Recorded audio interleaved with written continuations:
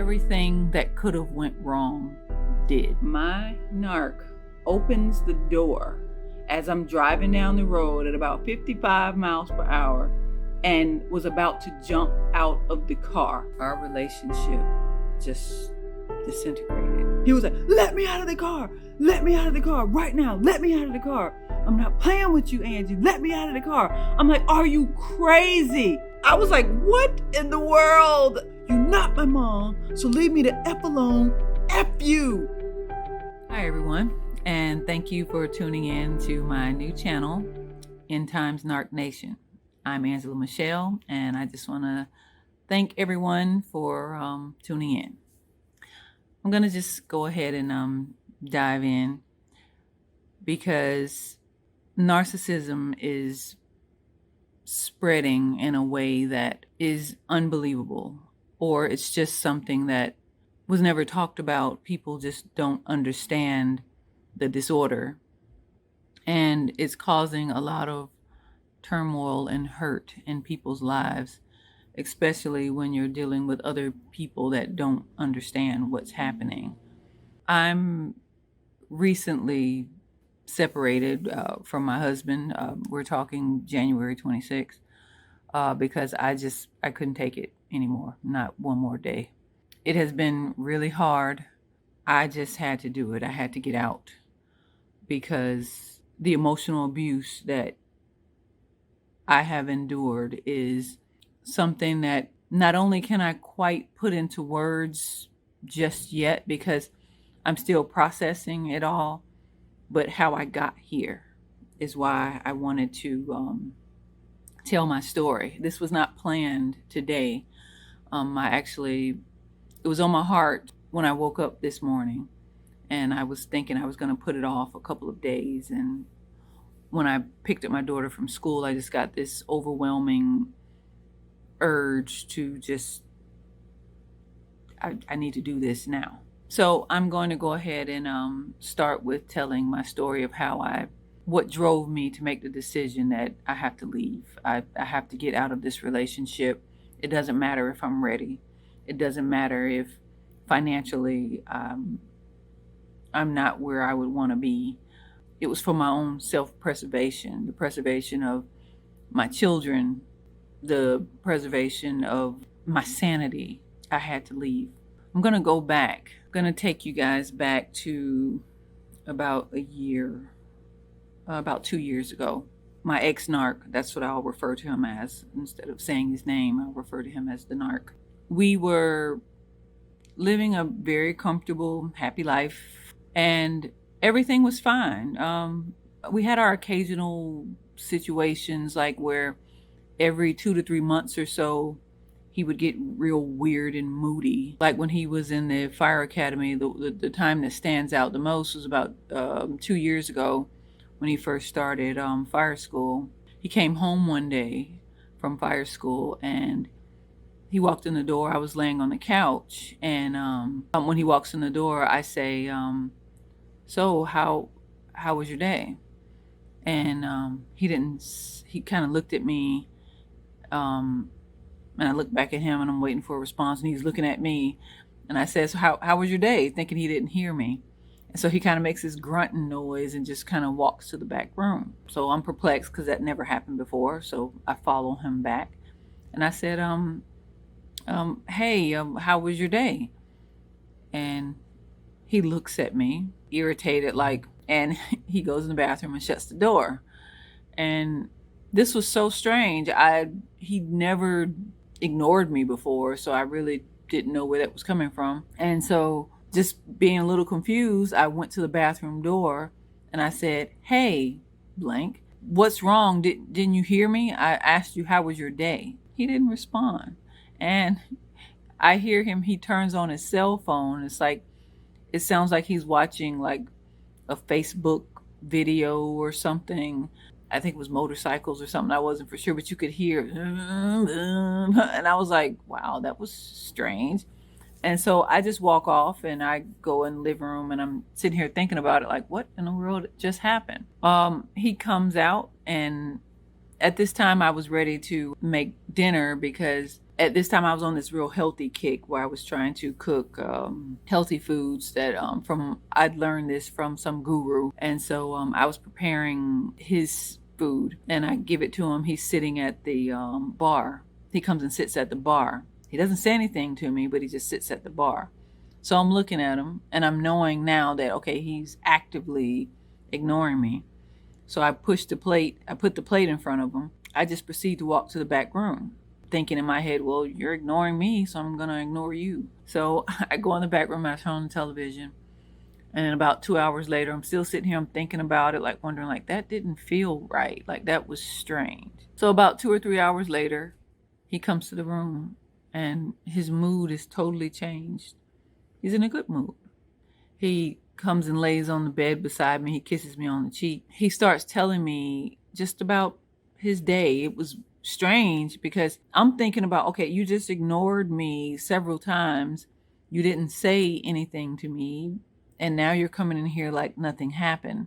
All this went through my mind, but I didn't say anything for some reason because of that weirdness. And I've never done this before because I'm a very outspoken person. I chose not to ask why, because I just figured, well, since his ignoring me was so blatant that I didn't want to ask him in that moment. So I'm just sitting there and I'm watching television. He's watching television. And then I said, you know what? I can't take it. I have to ask him. So I turn to him and I say, hey, why did you ignore me earlier? It's like, I asked you several times, how was your day? And it's like, you were purposely ignoring me, like you went out of your way to do it. And I don't understand why. He got the coldest, strangest look on his face. And he says, well, first of all, I had a rough day in class. He said he was stressed out and he didn't appreciate me nagging him about the fact that he comes home, he wants to relax, and he can't do that because I'm asking nagging questions about why he's not being a good boy when he comes home because he just didn't want to talk at the time. Or something to that effect. It was very close. I'm paraphrasing. And I remember being shocked. I was like, what? He just blamed me because I wanted to know why he had an attitude with me for no reason. He was ignoring me. When he said it, I was so dumbfounded by his response and the coldness of it. I said, I think you're being ridiculous. And he said, I think you are too. And that even shocked me. So I just said, whatever. I said, you must be in a bad mood because you are acting ridiculous. And so I started looking at television and I'm so angry at this point. So I'm just sitting there watching television and he says, well, you ruined the night now, so I'm going to go to bed. He goes in there, he takes a shower, he comes back, he turns his back to me and he falls asleep. The next day, he's perfectly fine. Everything's back to normal again. And I tried to chuck it up to, okay, well, that was just, he was having a bad day. That's the first experience that I can really put my finger on where when I look back on it, I'm like, that was odd. That was strange to me. Something wasn't right. That was the beginning of the end 2 years ago, that day. Moving forward, I came up with this ideal. We've been reading the Bible and everything with the kids, and I had started trying to really get into the word and, learn the scriptures. And we started learning about, fleeing the city. I was kind of thinking like, well, maybe, that's a good ideal. Maybe we should like move out to the country instead of, get out of this kind of the suburb area and maybe move to the country and get some, chickens and goats and, have like this little small farm, and we could teach the kids like, some good old family values, because I was raised, kind of old school, and, just kind of get the kids, in a more secluded area when we're home so that we could try to raise them, just try to raise them right and give them other values other than, cell phones and, just the basic technology that we have today. He was like, well, how are we going to do that? Like, what do you want to do? And so I was just like, well, the house is paid for, so I paid off the house, and why don't we sell the house, take the proceeds and, buy some land and build. And while we're building the house, we can just, buy like a small trailer or something and live there for 6 months to a year while we build the house. And he was kind of skeptical about it. So he said, well, we'll run some numbers, and if they make sense, then we'll go for it. So I was all excited about it. So I call around to a bunch of different contractors. I call, all the major stores, Lowe's, Home Depot. I get prices on windows, doors, everything that I could think of, materials. I drew out this materials list, and I build up this whole proposal, get it together and bring it to my husband. And I'm just like, hey, so this is what I came up with. It's going to take X amount of dollars to to get the house built. And I even gave us this amount for cushion. And it was just a beautiful plan. Like, I had a plan A and a plan B. He liked it. And so we decided at that point we were going to just bite the bullet, go for this, life in the country where the purpose was to get our kids out of so much hustle and bustle. I mean, they were still going to go to school, but in public school, but just get them out of the hustle and bustle at home and teach them, values, and teach them, and start teaching them the Bible more. That's what we wanted to do. We went to like a little trailer park, and we moved in there, and we started. I decided I would be the contractor on the house. We got to work on building the house. We bought a couple of acres, and after I bought the land, and I bought the materials for the house and started hiring subs to get the house finished. Everything that could have went wrong did. It was a nightmare. Cleared the land, got the foundation down. When we got the foundation down, the guy that we had originally hired, because we were going to use a metal building for our house. We purchased a metal building, and the guy who said that he was going to put it up for us, he decided that he was going to go out of business. And so he was going to charge us about between $8,000 and $10,000 to put the building up. And so he hesitantly agreed, because really we were kind of, we kind of have to. So he started, and he's so smart. He got my son, at the time he was 17. Him and my son started working on putting together the house. I would take pictures and record them, and it took him about 2 months, but he put that house together. He was putting the house together. Now, something that I noticed while this was happening, he was very angry a lot. And he would, he just was in a bad mood, like the whole time. He was like frustrated because, he was about to start, paramedic school at the time. And he did not want to deal with this house issue. The building was kind of heavy, and the materials were kind of heavy. And so that would really piss him off.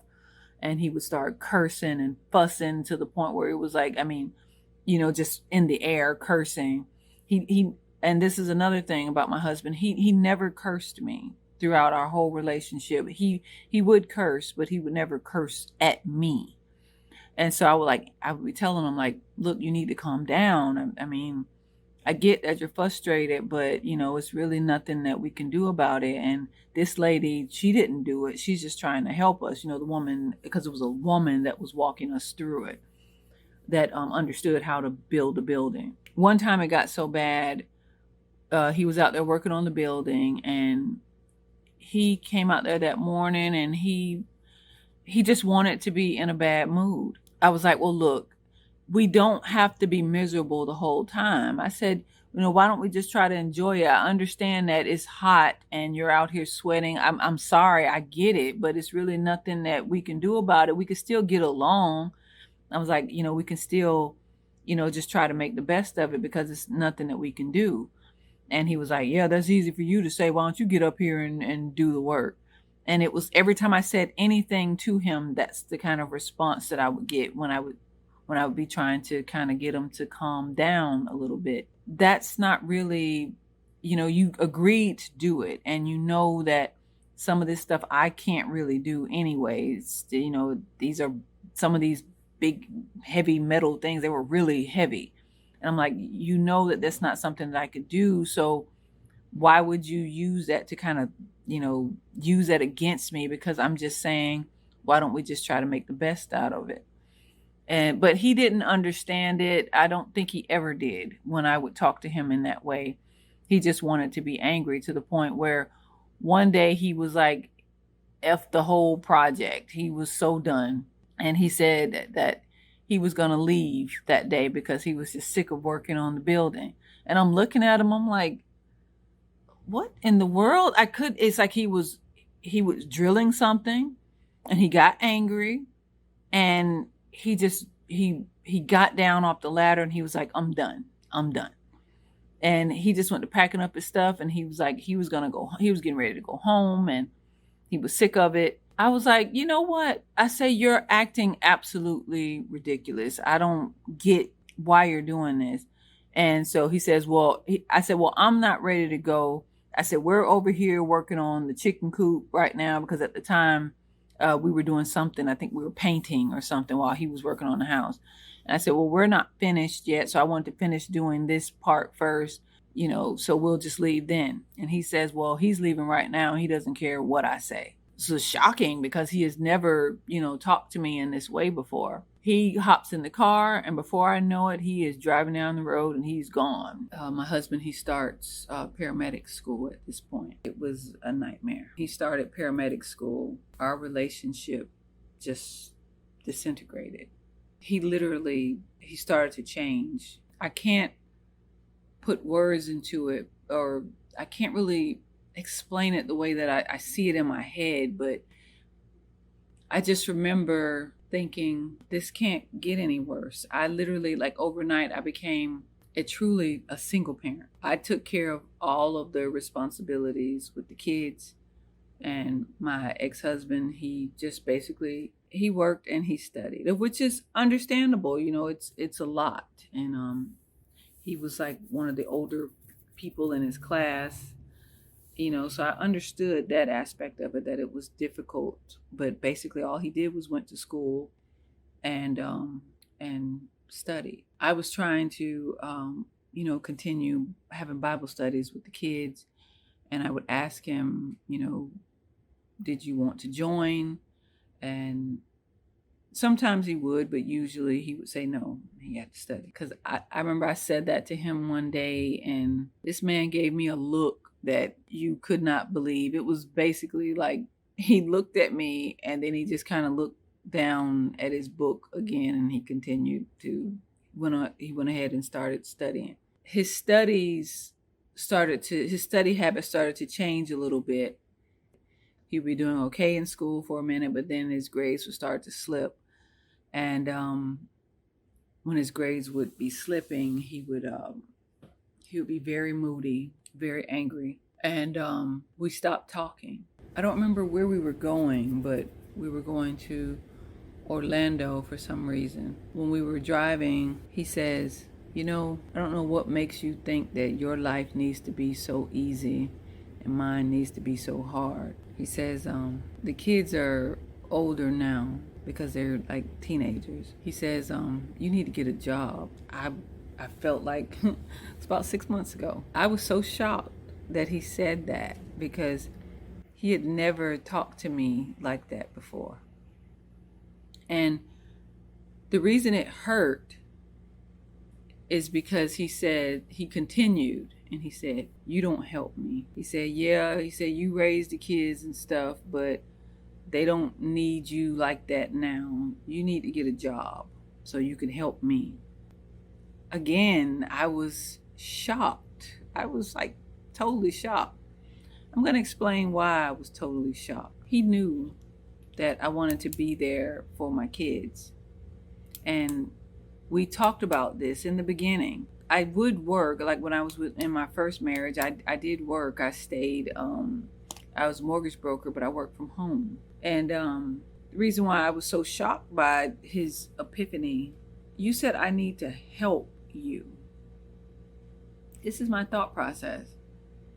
Well, husband, you have a wife that when she got her money and when she settled, what I did is I used that money instead of going and blowing it on the going to the mall, going shopping or something, because that's actually what he wanted to do. What I decided to do is take my money before we were married, and I paid off my house. So he didn't have a mortgage that he had to worry about. The mortgage was paid in full by me. So we don't have a mortgage payment anymore. And I'm just like, well, that's weird that you're saying that I don't help you, because I raised your kids and I took my settlement money and I paid off the house with it. So you don't have a mortgage. The only bills that we have are light bill, cell phones, car insurance, food. We don't have credit card debt, because my whole thing was getting out of debt. So I'm sitting here perplexed, wondering, well, what are you talking about when you say that I need to help you? How many husbands wouldn't mind their wives staying home if she paid off the mortgage? How many husbands could even say that in a period of, if the average mortgage was $100,000 or $200,000, and the wife made enough money and she paid off the mortgage and she said, well, okay, I want to stay home. Woman, if I worked 3 years, 4 years straight and saved up every penny, saved as much as I could I pay the mortgage off? So with that being said, how I'm looking at it, thought I was helping. I thought I did. So if I paid off the mortgage and you're just left with the utilities and, things like insurance, the things that you have to pay, how could he not view that as help? And I'm staying at home raising your children like I did. One day I'm taking him to a clinical that he had. He was doing clinicals. And I just wanted to talk to him because I had just found out that my dad was having some health issues. As we're driving down the road, I started to cry about it. And I was telling my husband, about, the situation, and it was just really hurting me. He had this deer caught in headlights, kind of looking straight ahead as I was talking. He wasn't saying anything. He just was looking straight ahead. And I'm sitting here crying, and I was explaining to him how it's really hurting me because I didn't really know how to deal with it, because I love my dad so much. He looks over at me. He starts looking straight ahead again. He opens the glove box. He pulls out one of our guns. And it was like a little handgun. He takes the gun as I'm sitting here talking and crying, talking about my dad. He takes the gun up like this. And he says, he's aiming it towards the ground. And he says, closes one eye, and he says, pow, pow, pow, like he's aiming at his feet. And so I go to wiping my tears off. I'm like, what in the world? And I said, blank, are you listening to me? And he says, yeah, I heard you.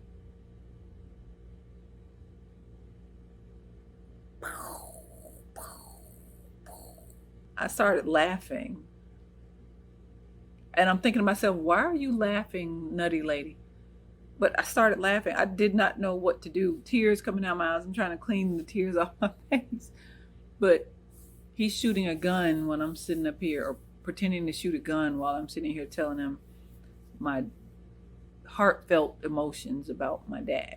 I said, what in the world is wrong with you? I say, how could you be so cold? I'm sitting here telling you about my dad, and you're shooting a gun while I'm talking to you. He says, well, what do you want me to do? I can't do anything about it. You making a bigger deal about this than you have to. He says, you can't. He said, why are you crying about something that you can't control? I'm like, well, isn't this the pot calling the kettle black?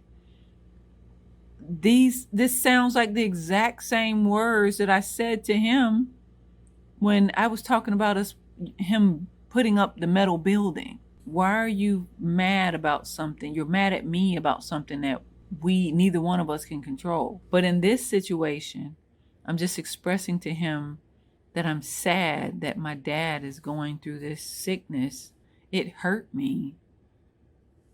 And you're shooting a gun while I'm talking, or pretending to shoot a gun while I'm talking. You always trying to make me look stupid. What I told you was right, and you trying to make a big deal out of nothing. You think you're right about everything, but you're not. I never said that I thought I was right. That's what I told him. I said, about anything. I'm just telling you that I'm hurt about my dad. I'm expressing that to you, and it's like you're not interested. You don't care. We pull up at his clinical, and no one's there. We had to wait a while. And so as we sitting out there in the parking lot, I bring it up again. And I said, can you tell me though, like real talk, can you tell me why you didn't say a word to me? I'm telling you about my dad. You didn't say anything. You were like totally unresponsive when I got finished talking, and all you started doing is shooting a gun or playing like you were shooting a gun. He said, well, what did you want me to say? Like, you tell me what you wanted me to say and I'll say it. And I said, what? Are you serious right now? He leaps out of the car. And when I tell you he leaps out of the car, it was like a demonic presence, because I don't see how he got out of that car. And I know that sounds crazy to anybody listening to this, but he was sitting in an upright position. And when I started going back in on the issue, he, some kind of way, opened the door, slammed the door, and was standing outside in front of the door, yelling back at me. It wasn't 2 seconds. It was just like, boom, boom, and he was yelling at me, and I'm sitting there like, what in the world? I was watching him. I was watching him when he flipped out, and when he was like, he was sitting there upright. He wasn't like angled towards the door or anything. He was in an upright position. I was looking at him while I was talking. And some kind of way, that man opened that door, slammed the door, and was yelling at me. It could not have been 2 seconds. And my explanation does not do it justice, because I don't even see how it was possible, how that man got out of that car. And the anger that, I mean, we're talking, my emotions are all over the place. I don't feel like I've gotten to the place yet where I'm truly attached to my emotions yet. So if I come across kind of weird, or if I'm using the wrong body language in the wrong place, I'm aware of it. I am. I felt that getting my story out before I fixed all of that was more important. So if I'm laughing in a place where maybe I should be crying, or if I'm crying in a place where I should be laughing, or whatever, I'm not 100%. I know I'm not. I'm just not. This man jumps out of this car and he starts yelling at me, calling me selfish, because all he wanted to do was go to his clinical. And thanks to me, I messed up his day, because all I want to do is nag him about questions about something that can't nobody help. His words. He just walked off. And so I started to text him. That's real messed up that I came to you to talk about my dad and how his situation, I feel bad and it hurt me. And you acted like that and ran away. He texted me back saying, what are you talking about? I just wanted to give you some space because you seemed like you needed to be alone for a while or something to that effect. I'm like, what? I got out of the car. So basically what he was saying is he got out of the car to make me feel better. He ignored me. He yelled at me because I was confronting him about his cold reaction. And I'm getting yelled at. I still don't know why. Things started to get really bad. Anyway, moving forward, some time passed. We were going out to the property. It was like, I think we were going out to feed the chickens because at this point we had gotten chickens. They were starting to get pretty big, giving us a lot of eggs. We weren't living on the property, but we were going back and forth, to take care of the chickens and everything. So one day we were on our way back and we started to argue, and I don't remember what it was about. But I said, you know what? I'm not going to do this today. I said, what I want you to do is, because we were supposed to be going to his grandmother's house. I said, we're not going to do this today. I said, what I want you to do is just take me, drop me off at home. And you can go we had my older son in the car. And I said, and you and he can go. Because I don't want to deal with this today, and I'm not. So he keeps driving. He passes right by the house. And I said, what are you doing? You passed the house. And he says, nah, you going with us. I said, but I don't want to go with you. I want you to drop me off. And so he just, he ignores me. I'm fussing. He couldn't care less. He drove right past. And I said, you're wrong. I said, you're treating me like I'm one of your children or something. I told you I don't want to sit here arguing with you all day. I'm not going to do it. And I asked you to take me home and you wouldn't, and you would not. He didn't care. And he drove right past and we ended up at his grandmother's house where I had to kind of play nice when I got there, even though I was angry. And of course, when we got there, he acted like nothing happened and I have steam coming off the top of my head. Everybody's like, oh, Angie, what's wrong? What's wrong?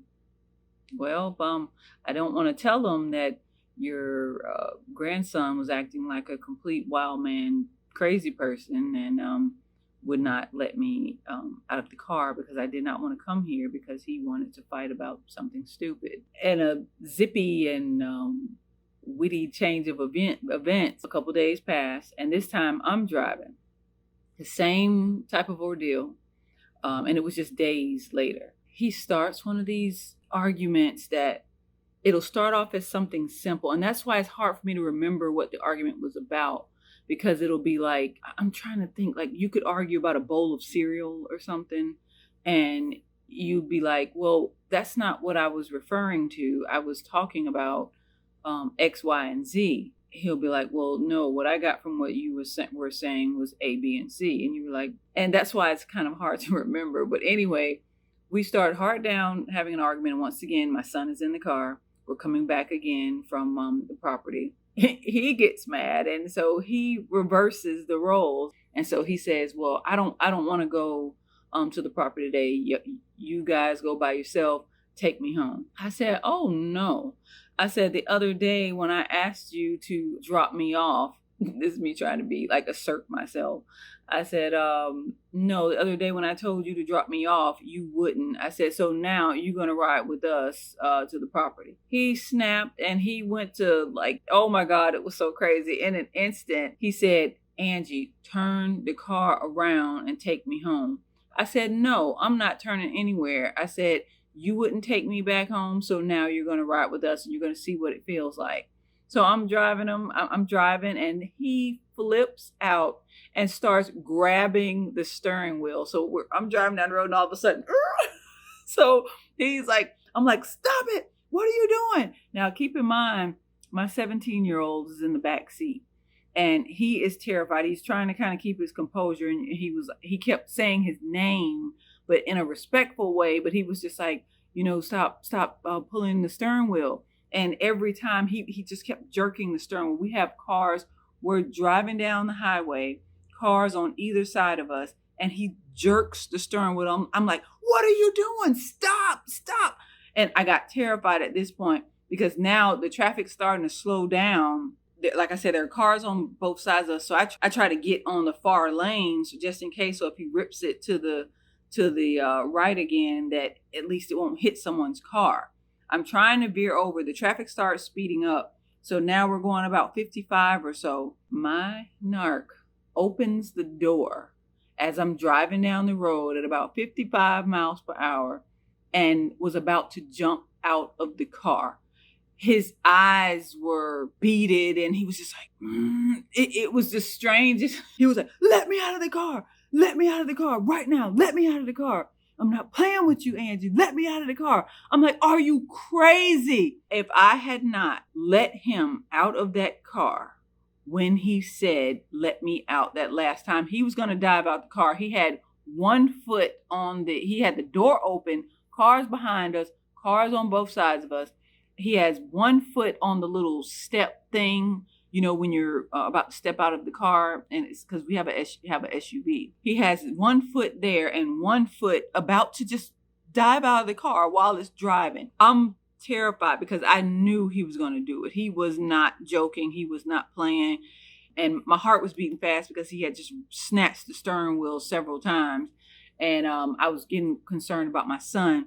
I pulled over off of the highway onto this side street that kind of led us off into the beginnings of it. Was like a bunch of woods, and then right before you got to like a subdivision, and I just dropped him off in the middle of not in the middle of the road, but I dropped him off like on a side street. It was coming up to a subdivision, so I dropped him off, and I'm driving down the road. I'm like, this is crazy. This does not make any sense. So I get ready to drive to the property.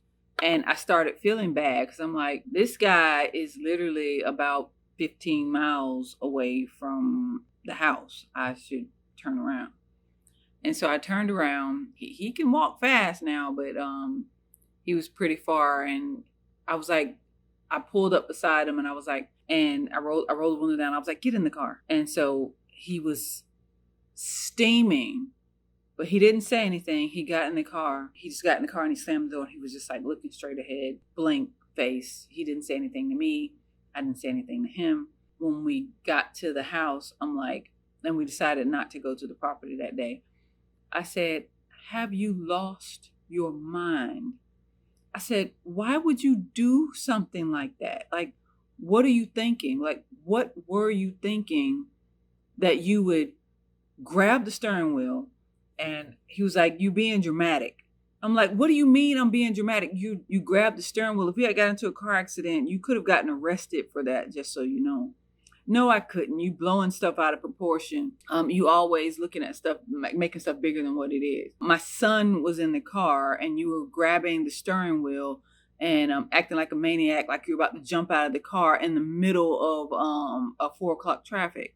Or 5 o'clock traffic. What are you talking about? What am I blowing out of proportion exactly? You're ready to kill yourself because I just was trying to show you what it felt like to do exactly what you did to me a couple of days before. But you couldn't handle the same exact thing being done to you. You had to act like a crazy person. What's wrong with you? He says, what you're saying doesn't make sense. And I'm trying to get, why do you keep saying the same thing over and over again, but you're not making any sense? It's like what you're saying isn't even true. The way you're saying it happened, it wasn't even true. And this is his favorite thing to say. He says, the way you're telling it, if I had heard that, I wouldn't like me either. I'm like, what? And now, mind you, I didn't mention this before, but he said that he would say that to me a lot. And so I'm like, well, all I did was told what happened. I said, my son was in the car. He heard what you said. So you're not telling the truth. You're just being very dishonest. And I don't understand why. So when things started to come to a head, I was driving him to work one morning. And so when we got in the car, I was taking him to work and I said, hey, I was just thinking, I said, when you get off tomorrow morning, I wanted us to sit down and go into your schedule. I wanted to write down all of your paid days off and your vacations, you know, how many hours you have and stuff like that. Because I remember I used to keep up with that stuff, but I haven't done it in a while. So he got this kind of weird look and he says, Yeah, I just wanted to let you know because keep in mind this is before the wedding happened, because I got those two times kind of shifted in my head. And so he says, "Well, yeah, I got the." He said, "I took off the 22nd and the 25th." I said, "Why?"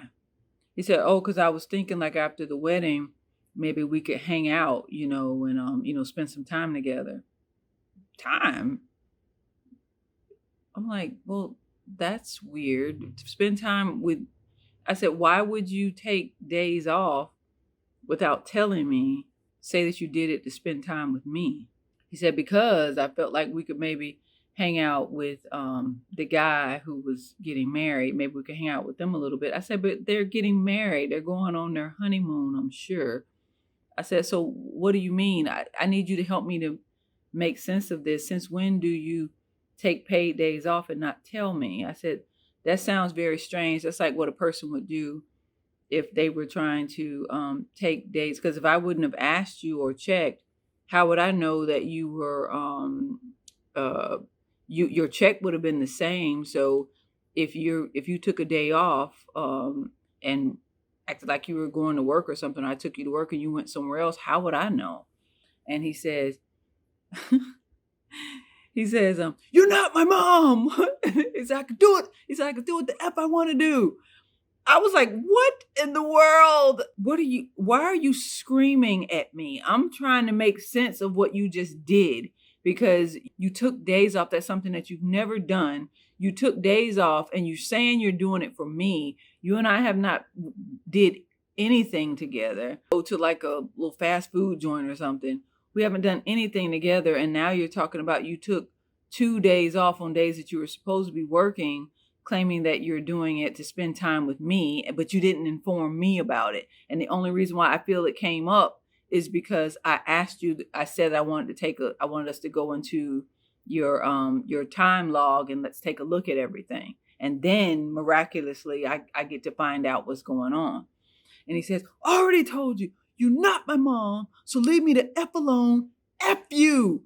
I started screaming at this point. I was so angry. I remember tears started coming out of my eyes. I was like, "Did you just curse me?" And I was screaming. I was like, "Did you just curse me? Did you really just curse me?" I was riding out at this point. I was hot. And it was hot tears were coming out of my eyes. Before I knew it, I felt horrible because in the midst of this, he started saying, "F you, I don't care about what you're saying. F you, F that." And before I knew it, I was like, "I hate you and I wish you was dead." And God is my witness.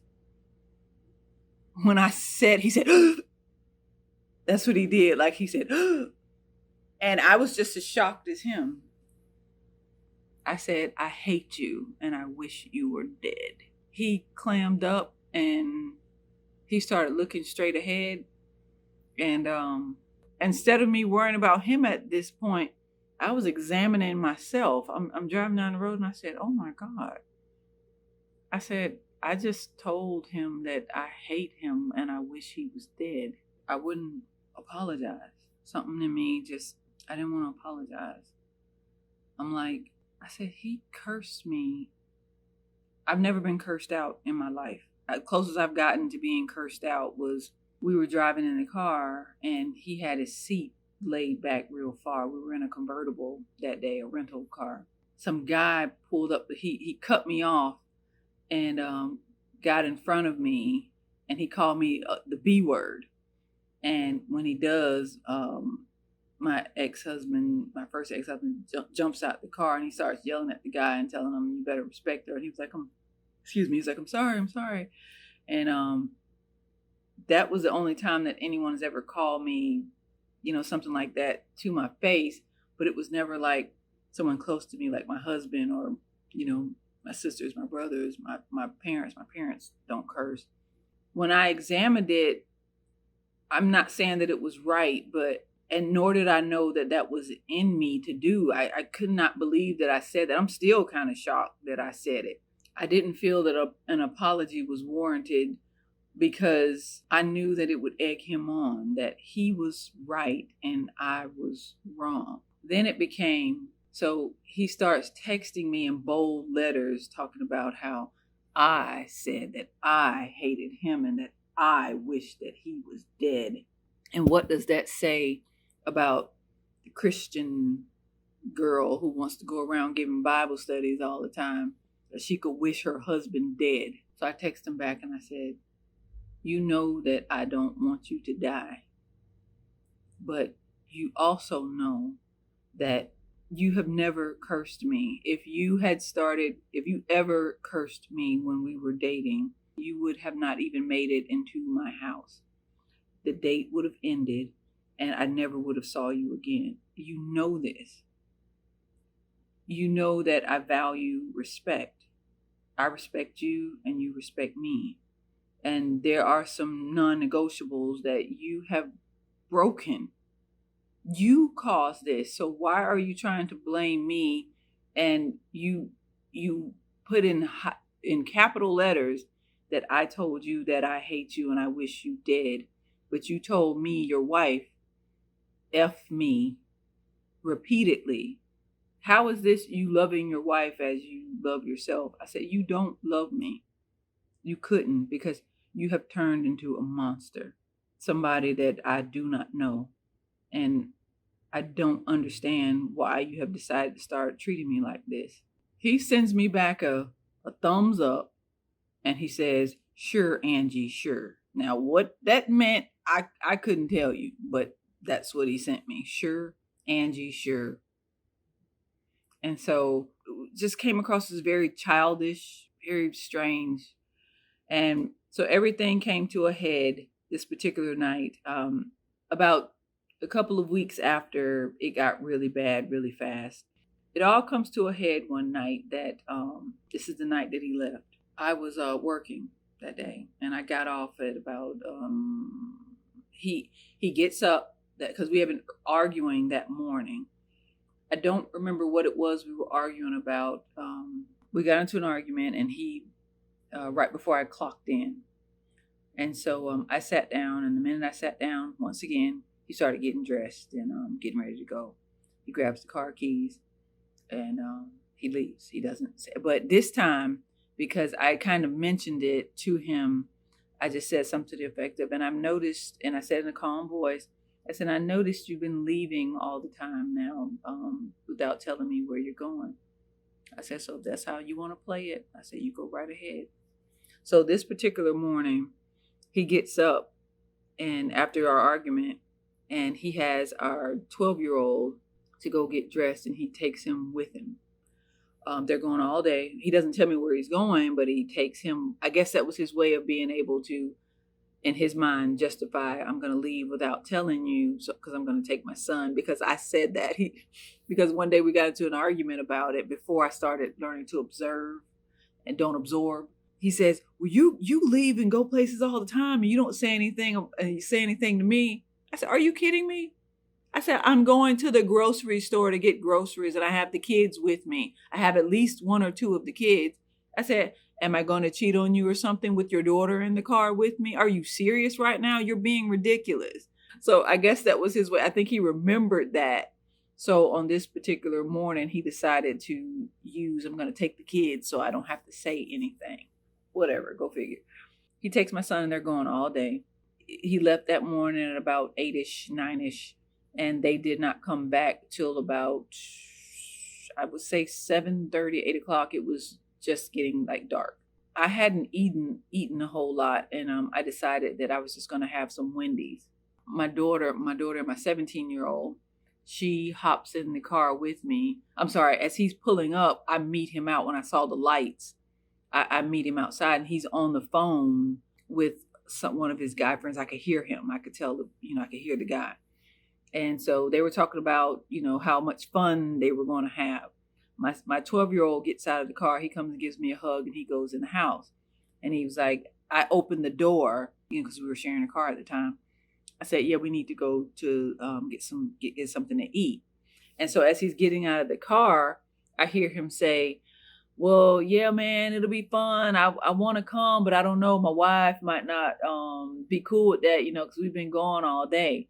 And so I said, I said, I'm fine with it. I said, me and my daughter are just gonna go back and grab some food, and we're going to Wendy's, and when we get back, you can go if you like. He says, oh man, she said, yeah, we could go. So I can go. So when she gets back, we can head up.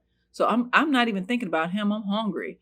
So I go to sit in the car, and my daughter says, Mommy, look at Mr. Narc. And so I look up, and he's like on the phone, wobbling, like literally stumbling, trying to make it into the back door of the house. I said, oh my God. And my daughter says, is he drunk? And I said, oh my God, I think he is. We look down, and there is beer in the car that it wasn't that much drunk out of it. It was about that much that he had drank. And so, like, I guess you call it a nutty buddy or a nutty bar or something. I don't know, something. I said, I cannot believe he left this can in the car, and he knows he's not supposed to be drinking and driving. You're not even supposed to have, once again, an open container in the car. Now, mind you, he is not, I will stand by this. I don't think he's an alcoholic. I don't. But it's just every time he decides to drink, he goes looking for a pair of keys. It's like they go together. It's like ex-narc, drinking, keys. He just always needs a pair of keys. We leave, and I'm like, oh my God, because I just told him that I was cool with him going, with this guy, or them going to hang out. They were going somewhere. And so we leave, and we go get food, and we come back. And then when we get back, as I open the door, I hear him giving this heart to heart to my 18-year-old son. He's in there just, just basically getting a lecture. Now, I walk in the room. I'm sitting there looking at my husband, and his eyes are bloodshot red. His speech is slurred, and he has on no shirt and his like firefighter jacket. And so, and it's all zipped up funny. It's like kind of like, it looks like it's upside down. Like the neck part was where the head was, and the head was where the neck part was. He has it upside down and zipped up wrong. I say, what? When I walk in the room, he's fussing at not fussing at him. He's kind of telling him about the meaning of life. And he was just like, when you become an adult, if you want to be a man, you have to go out and you got to get a job, and you got to get a good job, and you got to go to school, because if you don't go to school early, you're going to have to learn the hard way, like I did. And he was talking about credit and all this other stuff. And he was slurring, while he was talking. He was like, you got to do it. And I was like, oh my God. So I wanted to save my son from this, because I don't like it when he wants to try to chastise the kids, or even have a conversation with them about life when he's, very obviously drunk.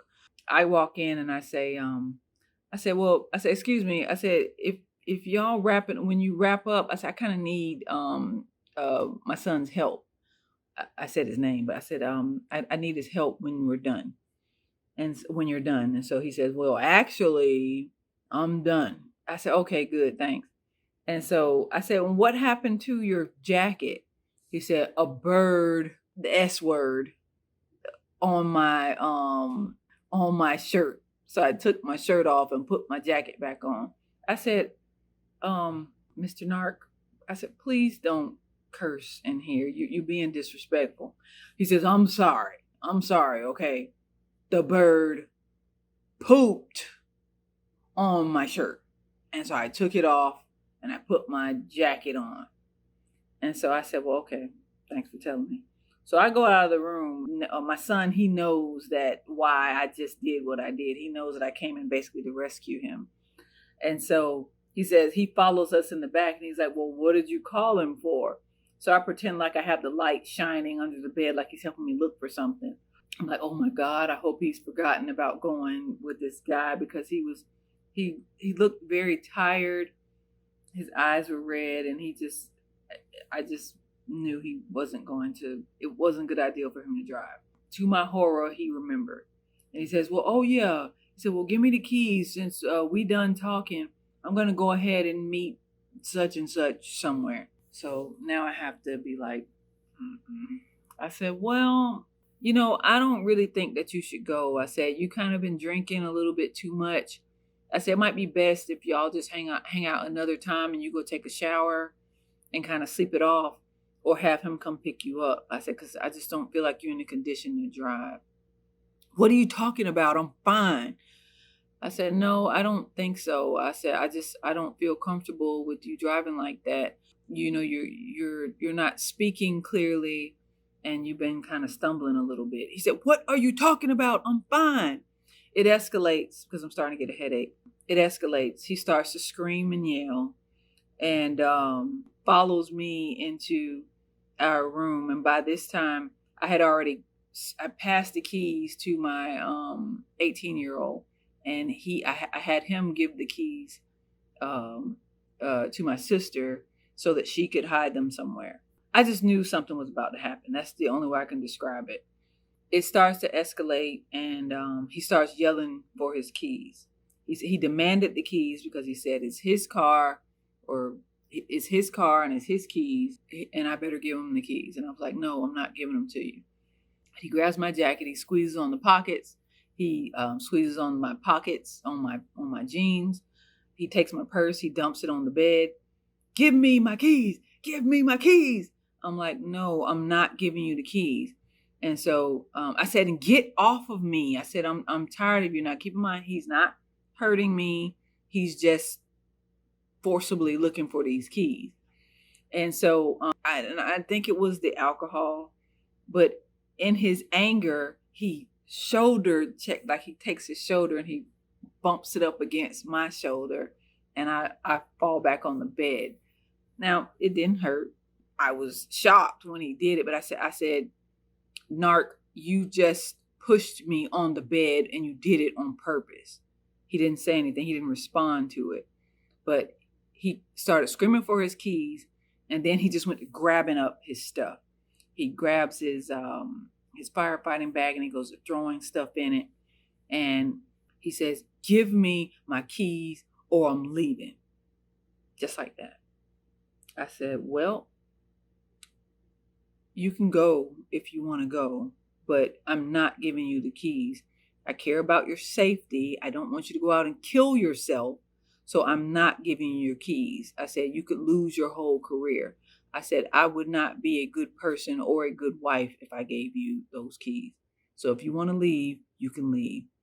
He says, I'm leaving. My mom comes in because I called her and I told her, I said, could you come in here for a minute? And when he comes in, that calms him. When my mom comes in, he kind of calms down a bit. And so when he calms down, she asks him, she says, well, Mr. Narc, have you been drinking? He says, well, yes, but I only had 2. So I said, that's not true. And she says, well, even if you're not drunk, like you say you're not drunk, if your wife doesn't want you to go, shouldn't you take it like she just has your best interest at heart? He says, I'm not drunk. So he says, I can't do this. I can't do it. He said, give me my keys or I'm leaving. I said, bye. So he grabbed his stuff up. He had like 2 bags, a big bag and a medium-sized bag. He grabbed his stuff up and walked out the door at 10 o'clock at night. And he never came back. He comes, well, I'm sorry, I said that wrong. He did come back. He came back not the following day, but the day after. He comes to get like the rest of his stuff. That was like where I'm going to stop the story right there, because it's just a lot of little interesting things that I'll get into later about what he was doing when he came back and how he was basically there to observe, how I was reacting. Was I flipping out? Was I, so lonely and sad that he was gone? That's really why he came back. Like he would leave stuff and like he would come back and get like a pair of pants or a shirt or something. But I'll get into that another time. But he left that night, and I was I was devastated in the aspect of that I felt pain, but at the same time I felt relief all in one, and that's a weird feeling to describe. I love that man. I still do. In my heart, I know I just don't think he has the capability to love me back. All of these little stories, they may seem like, oh, that's not such a big deal. But what it is, it's manipulation. These things, they start to tear you down and wear you down over time because it's constant. They never stop. And when they get to a certain point, and this is why I kind of was like, I think he's seeing someone. I'm not sure, but I think he's like has someone waiting, because the way the devaluation stage it just escalated so quickly. It's like where things would happen, maybe once every 3 months, and then it became once every month, and then once a week, and then like 3 times a day, all day, silent treatments, leaving the house, not coming back, not calling, walking in the door and looking in my face to see if I'm going to give him some kind of reaction. It was too much. I just wanted to start the kind of give this little story time about what happened and why I decided that it was best that we end the relationship. Because when he wanted to talk about it, I said, no, I'm done. It's time for us to move on with our lives, because I knew that I was never going to get that family, my family, back. I've done a lot of research into narcissism. There are 3 things that I've learned, and this is how I'm going to end the video. I'm leaning more towards, I wanted to believe it when I first started reading about it, that people can change. Narcissism can be treated with the right therapist, with the right counseling or whatever. They could change. They can become good again. I just don't believe that anymore. From the research that I've done, they're monsters almost because it's like they have to be, but they know right from wrong. And so with that being said, how can you excuse behaviors? They have some problem, some trauma that happened to them, of which I'll get into later, because my ex-narc had a lot of those issues, a lot of childhood trauma that happened to him. And although I empathize, one of the things that I learned is I can't be responsible for the things that happened to him as a child. And because of those things, I have to assume responsibility, and not only assume responsibility, but be willing to be mistreated for the rest of my life and be his emotional punching bag. I can't do it. And because I want to still be in those kids' lives. I have daughters to raise. He has like the younger kids. His kids are 13 and 14. And like I said, the one that we have together. I want to, if it's at all possible, which I think it is, I want to stay in their lives, giving myself over to help him maintain the appearance of normacy, and in the meanwhile, it destroying me from the inside out. That's just not a life I was willing to live. I want to go back to the days where I felt like I could post something on Facebook and not feel like I'm lying, because I see so many people posting things, and you always wonder, like, is your life really as good as you're trying to make it? Well, since I didn't want to be categorized as a liar, I just stopped posting pictures, because this has been hellish to me. It has been eye-opening. And like I said, I have a lot of growing that I have to do. I have to heal from what I experienced. And I want to share my story and my stories with others, in hopes that it will help someone else to recognize the signs before it's too late and you get entangled with one of these people that Their goal is to destroy your life to make themselves feel better. It's not a way to live. Can narcissism be fixed? I'm going to say no. I really believe no. From what I've seen, no. From what I've read, no. But I'm going to say something very controversial. When man answer is no, still God in heaven. And I would hate to think that a person can be doomed to hellfire because they're a narcissist, because of something that happened to them when they were children. They basically, like, they lost their soul. I would like to hope not. But as far as man is concerned, no, I would say run. Don't waste your time. Don't give your life to a person that just really wants to take it. And when I say take it, I mean literally, they don't want you dead. They just want to take any part of you that was you, anything that shined, anything that was special, anything that was good. They want to take it and use it for themselves as supply. And that's what happened to me. And I didn't even know what was happening. I spent the last 13 years of my life trying to figure out, well, if I could just get him to understand, then everything would be okay. He didn't want to understand.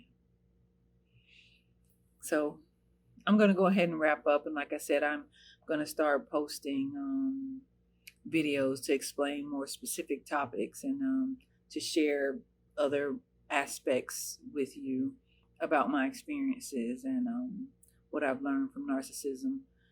I just want to get the word out. I want to become a part of a family, a community, and I'm learning. I'm learning as I go, and it's fascinating to me because I felt empowered. Knowledge is truly power. Hopefully, we all can grow together. So I'm going to go ahead and wrap up, and thanks for checking out my video. This is Angela Michelle, and this is my new channel, End Times Narc Nation. See you.